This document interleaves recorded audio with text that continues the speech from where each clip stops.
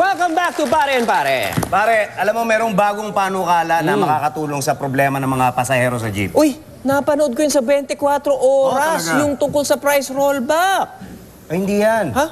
Hindi yan. Yung tungkol sa problema ng pagbayad ng barya. Ah? Oh, ito, panoorin natin.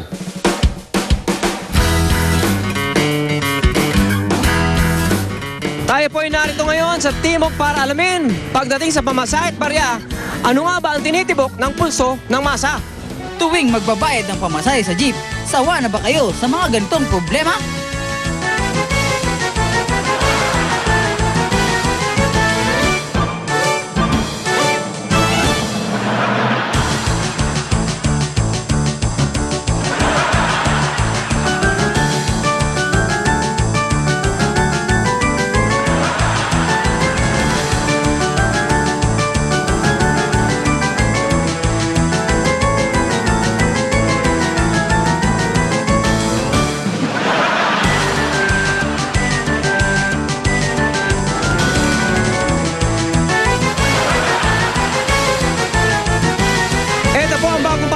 Na makakatulong sa mga namamasad at mga namamasahe.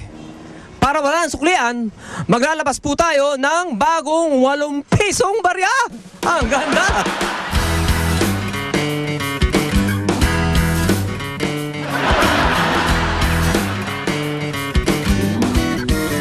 Boss, pwede yata yung pera niya eh.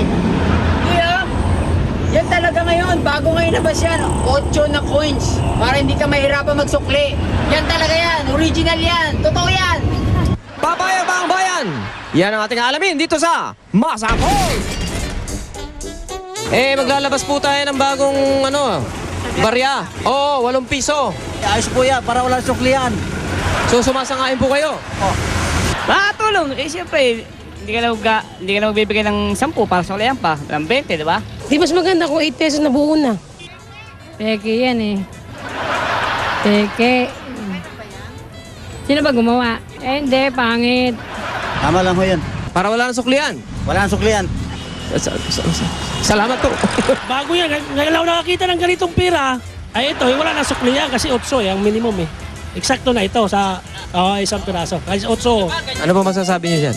Para sa akin, hindi pabor yan, sir. Bakit? Medyo parang iba na, sir. Oo naman, kasi yung ibang nagmamadaling tao, hindi na sila magbibilang pa ng coins para ibayad sa jeep, di ba? Okay lang po. Kasi wala ng suklian. Oo, mas mabuti. Maglalabas po sila ng barya na 8 piso. Sangayon po ba kayo? Sangayon kami. Bago sa paningin ng mga tao yan eh. Sa suklian po, okay sa inyo? Oo. At ang sigaw ng taong bayan... Hanggang sa susunod, ito ang Masakol! Pare, okay yun ha? Bagong barya. Bagong barya.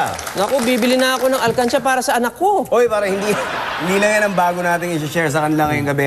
Kung last week, meron tayong yung mga street signs na nakita nyo na kinonect natin sa tweets ng mga artista. Ngayong gabi, pare, mas marami pa tayong nakakawindang ng mga signs na ipapakita. Oy, unahin na natin ang bagong negosyo ni na Maxine at Elmo Magalona. Eto po.